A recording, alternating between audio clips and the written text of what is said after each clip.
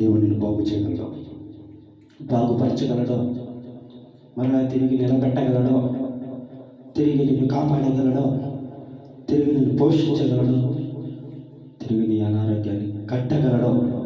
ఒకసారి ఆలోచించి నువ్వు వెళ్ళవలసిన దేవుడి సన్నిధికి, అంతేగాని బారు షాపులకి, సినిమా హాళ్ళకి, పబ్బులకి, కబ్బులకి కాదా. మరి దేవుడి సన్నిధికి నువ్వు వెళ్తే దేవుడి సన్నిధిలో దేవుడు ఉంటాడు. ఆ దేవుడి సన్నిధికి నువ్వు వెళ్ళాలి. దేవుడి సన్నిధి ఈరోజు మర్చిపోయావు, దేవుడి సన్నిధికి వెళ్ళటం మర్చిపోయావు, దేవుడి దగ్గర రావటం మర్చిపోయావు, దేవుడి దగ్గర ఉండటం మర్చిపోయావు. కాబట్టి ఈరోజు ప్రతి ఒక్కటి నిన్ను వెంటాడుతుంది, వేటాడుతుంది, నిన్ను హింసించి పడేస్తుంది, నిరసెళ్ళిపోయేటట్టు చేస్తుంది, నిరాశకు గురయ్యేటట్టు చేస్తుంది, నిర్లిప్తంగా నిన్ను ఏడిపిస్తుంది, నేను కష్టపెడుతుంది, నేను నష్టపోయేటట్టు చేస్తుంది, నేను ప్రతి దాని బాధ పెడుతుంది. ఒకసారి ఆలోచించు.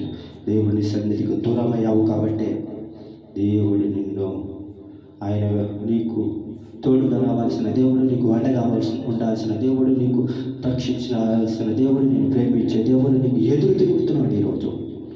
ఎందుకని దేవుడికి ఎదురు తిరిగావు, దేవుడి సన్నిధికి రాకుండా ఎదురు తిరిగావు, దేవుడి మందిరంలో ఉండకుండా ఎదురు తిరిగావు, ఎక్కడికో వెళుతున్నావు, ఏదో చేస్తున్నావు, ఏవో అవుతున్నావు. ఒకసారి ఆలోచించు.